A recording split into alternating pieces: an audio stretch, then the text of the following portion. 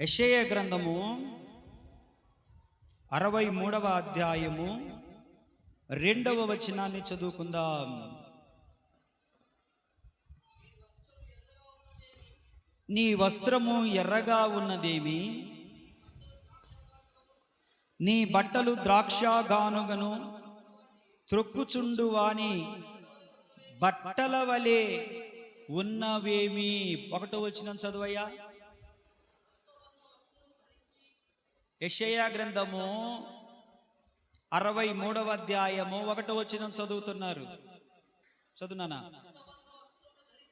రక్తవర్ణ వస్త్రము ధరించి ఏదోము నుండి వచ్చుచున్న ఇతడెవరు? శోభిత వర్ణము ధరించిన వాడై గంభీరముగా నడుచుచు ఇతడెవరు? నీతిని బట్టి మాటలాడుచున్న నేనే, రక్షించుటకు బలాఢ్యుడనైనా నేనే. హల్లెలూయా.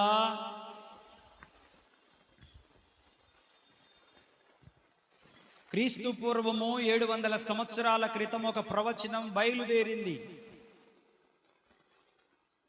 లోకరక్షకుడు రాబోతున్నాడు. ఆయన ఆశ్చర్యకరుడు, ఆలోచనకర్త, బలవంతుడగు దేవుడు, నిత్యుడగు తండ్రి, సమాధానమునకు అధిపతి అనే ఒక ప్రవచనం వచ్చింది. ఆ ప్రవచనము నెరవేర్పు కొరకు పాత నిబంధన భక్తులు ఎదురు చూశారు. మా కాలంలో మా తరంలో జరుగుతుందేమో, మా కాలంలో మా తరములో వస్తాడేమో, మా కాలంలో మా తరములో మెస్సయ్య కనిపిస్తాడేమో, మా కాలంలో మా తరములో ఆయనను ఎదుర్కొంటామేమో, మా కాలంలో మేము ఆయన రాజ్య పరిపాలనలో మేము బ్రతుకుతామేమో, ఆయనను రాజుగా చూస్తామేమో అని ఎంతో మంది పితరులు ఎదురు చూశారు. కానీ ఆయన ఆ సమయాలలో రాలేదు. రాక దేవుడు మాట్లాడడం మానివేసినటువంటి 400 సంవత్సరాల తరము మలాకీ గ్రంథము నుంచి క్రొత్త నిబంధన మధ్యలో ఒక పేపర్ వైట్గా ఉంటుంది బైబిల్ గ్రంథంలో. 400 సంవత్సరాలు దేవుడు మాట్లాడడమే మానేశాడు ప్రజలతో. అది ఒక చీకటి యుగముగా మారిపోయింది. మారిపోయిన తదనంతరము ఆ చీకటిలో ఆశ్చర్యకరమైనటువంటి వెలుగును రేకెత్తికించుకుంటూ ఒక అతను పుట్టాడు. ఆయన యూదా గోత్రపు సింహము యేసుక్రీస్తు ప్రభువారు. ఆయన ఈ భూమి మీదికి ఒక మానవ అవతారములో వచ్చాడు. నరులను రక్షించడానికి నరునిగా వచ్చాడు. మానవులను రక్షించడానికి మానవునిగా వచ్చాడు. ఆయన ఏ జంతువు ఆకారంలో రాలేదు, ఏ పక్షి ఆకారంలో రాలేదు, ఏ చెట్టు పుట్ట రాయి రప్ప ఆకారంలో రాలేదు. మానవులను రక్షించుటకు వాక్యమై ఉన్న దేవుడు శరీరాన్ని ధరించుకొని నీవలే నావలే ఈ భూమి మీదికి వచ్చి 33.5 సంవత్సరాలు బ్రతికాడు. ఇదే గాలిలో శ్వాస పీల్చుకున్నాడు. ఇదే నేల మీద నడిచాడు. మనం తింటున్నటువంటి భూమిలో నుంచి పండించిన భోజనమే ఆయన తిన్నాడు. మనం మాట్లాడినట్లుగానే ఆయన మాట్లాడాడు. మనము చెల్లించినట్లుగానే ఆయన చెల్లించాడు. అయితే ఆయన దైవ మానవుడు, దేవుడే మానవుడయ్యాడు.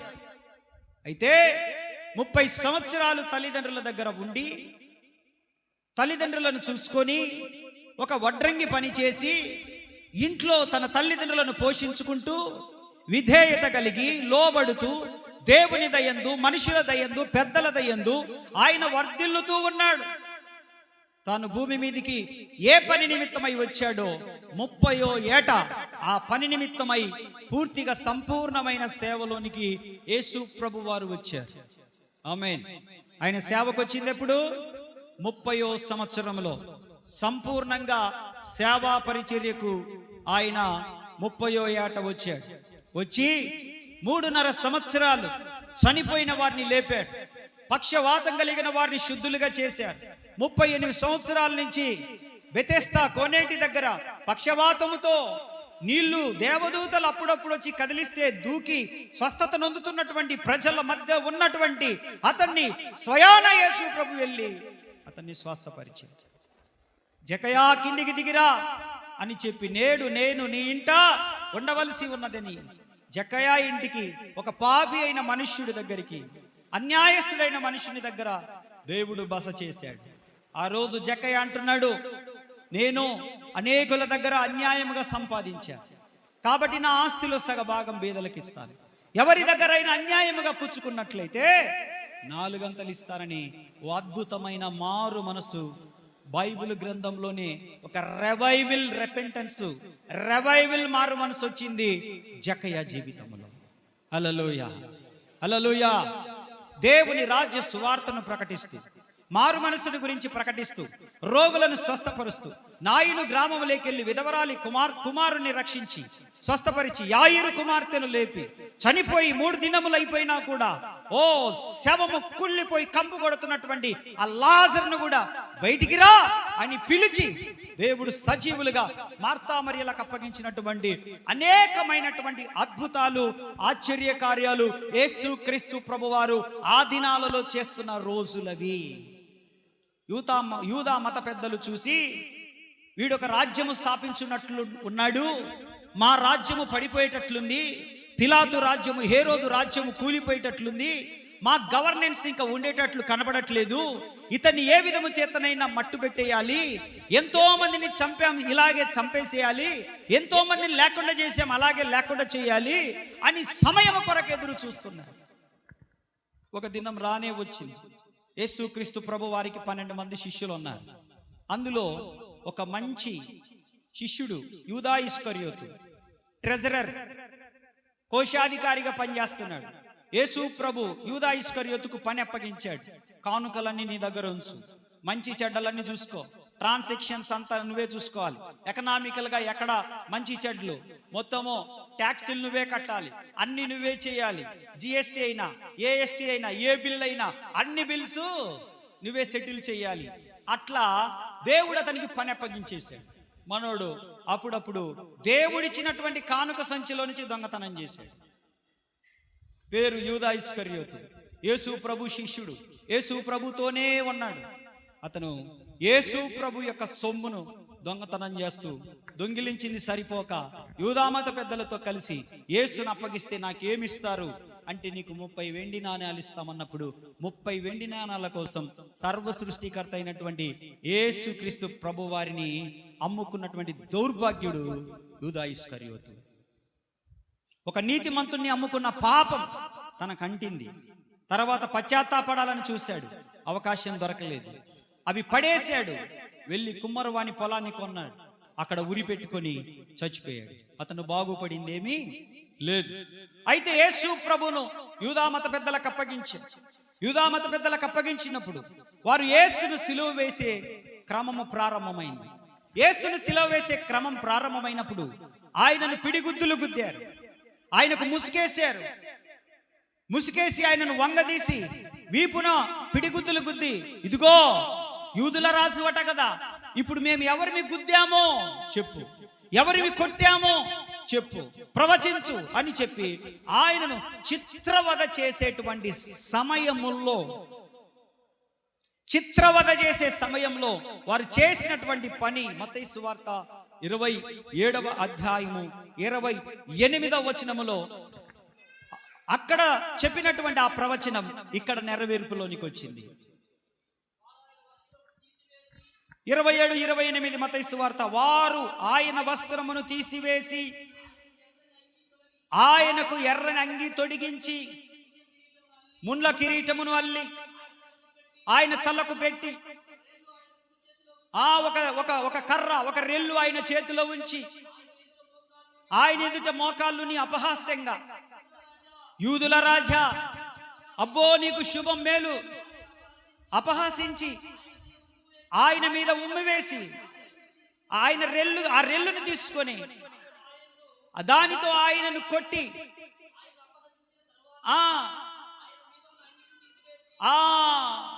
చాలు చాలు చాలు చాలు ఆయనకున్నటువంటి ఒరిజినల్ కాటన్ను తీసివేసి వాళ్ళు ఏ వస్త్రాన్ని ధరించారనంటే ఎర్రని వస్త్రమును. చెప్పండి. వారు ఆయన వస్త్రము తీసివేసి ఆయనకు ఎర్రని అంగి తొడిగించిరి. ఎందుకు తొడిగించారు? ఎందుకు తొడిగించారు? యెషయా గ్రంథంలో చెప్పాడు మనకి ఇందాకనే. ఏమని చెప్తా ఉన్నాడు? నీ వస్త్రము ఎర్రగా ఉన్నదేమి? ఎందుకు నీ వస్త్రము ఎర్రగా ఉంది? నీ బట్టలు ద్రాక్ష గానుగ త్రొక్కుచుండి వాని బట్టల వలె ఉన్నవేమి అని ఒక దర్శనాన్ని చూస్తున్నాడు. యెషయా ఒక దర్శనాన్ని చూస్తున్నాడు. అయ్యో, నేను ఒక రక్షకుని చూస్తున్నాను, నేను ఒక విమోచకుని చూస్తున్నాను, ఆయన బట్టలు ఎర్రగా ఉన్నాయి. దాని నెరవేర్పు మత్తయి సువార్తలో జరిగింది. ఆయనకున్న వస్త్రాలను తీసివేసి వారు ఆయనకు ఎర్రని అంగి తొడిగించి, వారు పిడిగుద్దులు గుద్దినప్పుడు రక్తం కారుతుంది, వారు కొరడాలతో కొట్టినప్పుడు రక్తము కారుతుంది, వారు బల్లెముతో పొడిచినప్పుడు రక్తము కారుతుంది, వారు తలకు ముళ్ళ కిరీటం పెట్టి వాళ్ళు ఆ రెల్లు తీసుకొని పటామని ఆ ముళ్ళ కిరీటాన్ని కొడుతున్నప్పుడు తలంతా రక్తసిక్తమై కారిపోతా ఉంది ముఖము నిండా. కేకరించి ఆయన మీద అసహ్యంగా ఉమ్మినప్పుడు ఒకటి తక్కువ 39 కొరడా దెబ్బలు కొట్టినప్పుడు దేవుని వాక్యం అంటుంది యెషయా గ్రంథంలో, ఆయన దేహము నాగటి సాళ్ల వలె దున్నబడింది. ఆయనకు సొగసైనను స్వరూపమైనను లేనివానిగా రక్తసిక్తునిగా మారాడు. ఆయన ఒంటి నిండా రక్తము కారుతా ఉంది. ఆ రక్తము కారుతూ ఉన్నందువలన ఆయన వస్త్రములు తెల్లవి గనక ఆ వస్త్రములు ధరించి ఆయనంత చిత్రహింసలు చేస్తే ఆ రక్తసిక్తమైన వస్త్రాలు చూసి ప్రజలు తిరగబడతారని ఆ వస్త్రములు తీసేసి ఎర్రని వస్త్రములు ధరించి, ఇప్పుడు ఎర్రని వస్త్రములు ధరించిన వ్యక్తికి ఎంత రక్తము కారినా ప్రత్యేకమైనటువంటిగా కనపడదు కదా, అలా మార్చి ఆయనను కొట్టి మరలా గాయాలు తుడిచి మరలా ఆయన వస్త్రాలు ధరింపచేశారు.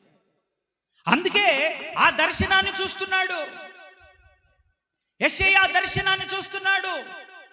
నీ వస్త్రము ఎర్రగా ఉన్నదేమి? నీ బట్టలు ద్రాక్ష గానుగ త్రొక్కుచుండు వాని బట్టల వలె ఉన్నవేమి అనంటే దాని ప్రవచన నెరవేర్పును దేవుడు 700 సంవత్సరాల తర్వాత నెరవేర్చాడు. ఆయన తలకు ముళ్ళ కిరీటం పెట్టబడింది. మనము చెడు తలంపులు కలిగి చెడు ఆలోచనలు చేస్తున్నందువలన మనకు బదులుగా ఆయనకు శిక్ష వేయబడింది.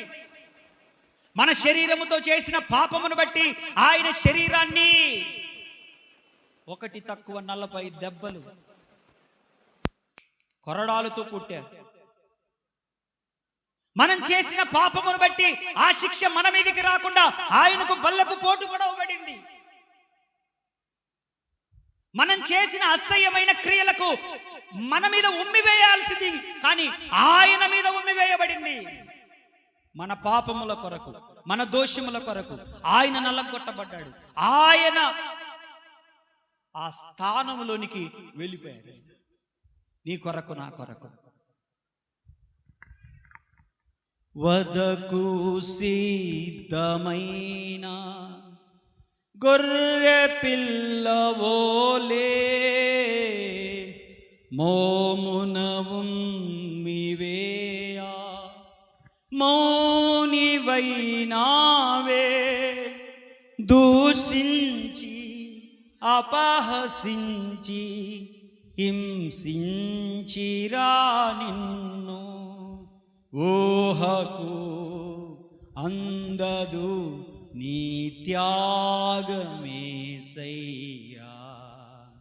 నాదు పాపమే నిన్ను సిలువకు గురి చేసెన్,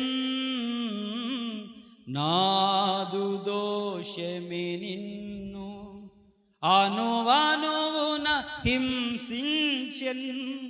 నీవు కార్చిన రక్తధారలే నా రక్షణాధారం. సిలువను చేరెదను విరిగిన హృదయముతోను, వెలియైనా బలియైనా నిలువెల్ల నలిగితివా, నీవెంతో సిలువలో ఆ సిలువలో ఆ ఘోర కల్వరిలో తులువలా మధ్యలో వ్రేలాడిన యేసయ్యా. ఆకాశమునకు భూమికి మధ్యలో వ్రేలాడదీయబడ్డాడు ఆయన. 3 మేకులకు 150 కేజీల బరువున్నటువంటి ఒక సిలువ కొయ్యకు సర్వ సృష్టికర్త ఆకాశమునకు భూమినికి మధ్యలో మిట్ట మధ్యాహ్నం ఎర్రటి ఎండలో మండుటెండలో ఆయన వ్రేలాడదీయబడ్డాడు. ఆయన చేతులలో గాయాలు, ఆ గాయములో నుంచి కారుతున్న రక్తం. ఆయన తలలో గాయం, అందులో నుంచి కారుతున్న రక్తం. ఆయన కాళ్ళలో గాయాలు, అందులో నుంచి కారుతున్న రక్తం. ఆయన ప్రక్కలో బల్లెపు పోటు, అందులో నుంచి కారుతున్న రక్తం. కొరడా దెబ్బలు, దేహముతో కారుతున్న రక్త సిక్తమైనటువంటి యేసును మనం చూస్తా ఉన్నాం ఈ రోజున. నీవు నేనుండవలసిన స్థానంలో ఆయన ఉన్నాడు. మన పాపముల కొరకు, మన దోషముల కొరకు. నీ వస్త్రము ఎర్రగా ఉన్నదేమి, నీ కొరకేనయ్యా అంటున్నాడు ఆయన. నీ వస్త్రము ఎర్రగా ఉన్నదేమి, నీ కొరకు, నా కొరకే. ఆయన పొందిన గాయములలో మనకు యేసుక్రీస్తు రక్తము వలన మనకు దక్కినటువంటి గొప్ప భాగ్యం. యోహాను పత్రిక 1వ అధ్యాయము 7వ వచనం. యోహాను రాసిన మొదటి పత్రిక 1వ అధ్యాయం 7వ వచనం. ఆయన కార్చిన రక్తము ద్వారా మనకేంటి ఉపయోగము? అప్పుడు ఆయన కుమారుడైన యేసు క్రీస్తు రక్తము ప్రతి పాపము నుండి మనలను, హల్లెలూయా, యేసు క్రీస్తు రక్తం వల్ల మనకేంటి ఉపయోగం అనంటే, ప్రతి పాపము నుండి యేసు క్రీస్తు రక్తము మనుష్యులను పవిత్రులుగా చేస్తుంది. ఆమేన్. రక్త ప్రోక్షణ, పాపి రక్షణ. రక్తము చిందించబడింది, పాపికి రక్షణ లేదు. అది కోడెల రక్తము కాదు, మేకల రక్తము కాదు, పొట్టేల రక్తము కాదు, పక్షుల రక్తము కాదు, అది మనుషుల రక్తము కాదు. దైవ మానవుడైనటువంటి యేసుక్రీస్తు రక్తము ద్వారా ప్రపంచానికి పాపక్షమాపణ కలుగుతుంది. హల్లెలూయా, హల్లెలూయా. ఇంకా చాలా మంది మూర్ఖంగా బలులిస్తా ఉన్నారు. చిన్న చిన్న పిల్లలను చంపేస్తున్నారు బలులని. అక్కరలేదు. ప్రపంచ మానవాళి పాప పరిహారార్థ బలిగా యేసుక్రీస్తు ప్రభువారు బలి అయిపోయారు. ఆయన మరలా బలినివ్వనక్కరలేదు మనము. ఆమేన్. మనం పరిశుద్ధంగా బ్రతికితే చాలు. కాబట్టి ఎర్రనిది, చెప్పండి ఏంటిది? రక్తం ఎలా ఉంటుంది? ఎర్రనిది. ఆ ఎర్రని రక్తము ఐగుప్తు దేశములో ఉన్న ఇశ్రాయేలుల ప్రజలను మరణ సంహారణ దూత నుండి తప్పించింది. చప్పట్లు కొట్టేసేని కనపరచండి. ఐగుప్తులో ఉన్నటువంటి ఇశ్రాయేలీల ప్రజలని, దాదాపు 25 లక్షల మందికి పైగా ఉన్న ఇశ్రాయేలు ప్రజలు ఒక గొర్రె పిల్ల రక్తాన్ని తమ గడపకు పూసుకుని ఉన్నందువలన ఆ రాత్రి మరణ సంహారణ దూతను దాటిపోయారు. ఆమేన్, హల్లెలూయా. ఒక మరణ సంహారణ దూతను దాటాలనంటే మనము యేసు రక్తాన్ని కలిగి ఉండాలి. మనము ఏ రక్తము? యేసు రక్తం. ప్రతి శిక్ష నుండి విడిపిస్తుంది, శాపము నుండి విడిపిస్తుంది. ఆయన కార్చిన రక్తము అంత విలువైనది. ఒకటి రక్షణనిస్తుంది, పాపక్షమాపణనిస్తుంది.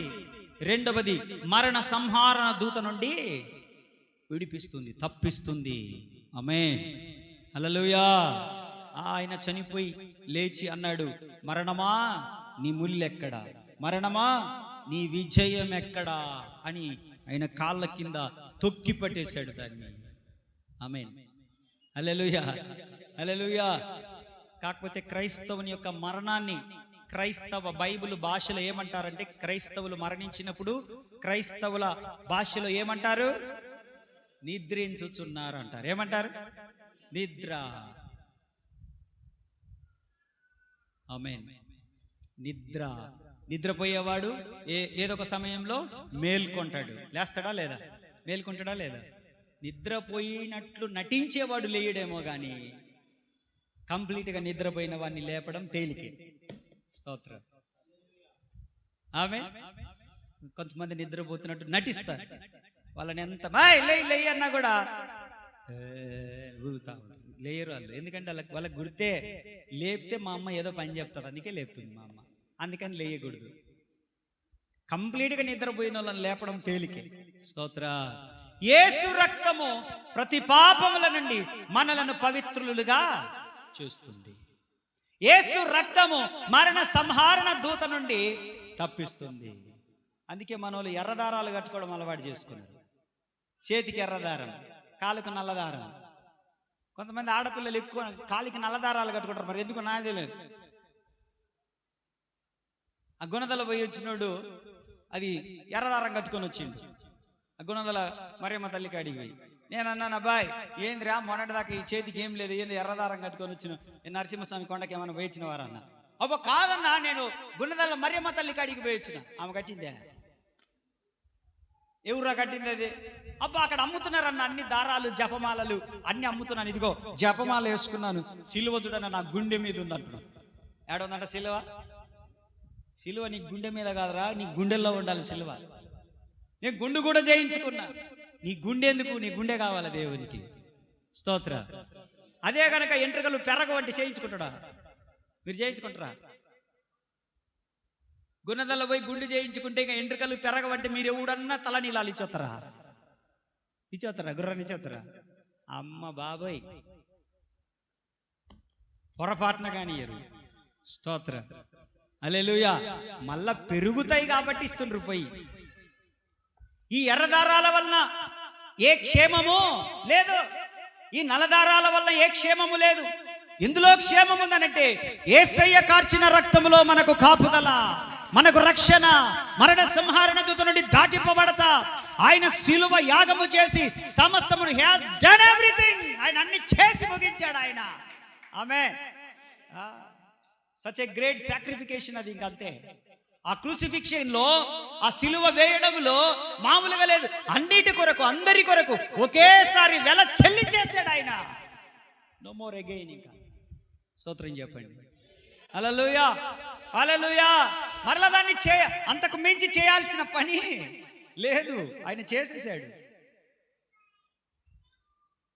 మనం ఎవరికన్నా రక్తం వేయడానికి సచ్చి ఊరుకుంటాం. అట్లా మన బంధువులలో ఎవరన్నా హాస్పిటల్లో ఉండి, అక్క రక్తం తక్కువైందంట, అన్న ఏమన్నా యాడిస్తాడన్నా ఆయన ఈ మధ్య అన్నమే తినకపోతుంటే, అక్క ఒక్క బాటిల్ ఇవ్వమని లెక్క రక్తము. మళ్ళా నేను బాగాలేదమ్మా, నిన్న మొన్నటి జలుబు చేస్తుంది మీ అన్నకని అంటాను. అక్క నువ్వన్నయ్య నాకేడుంది, మొన్న నేను పోతే ఆయన అన్నాడు నాకు 8% ఉంది నీకు అన్నాడు. దొంగ మాటలు. ఎవరికన్నా రక్తం ఇవ్వమంటే ఎన్ని దొంగ మాటలు చెప్తారో.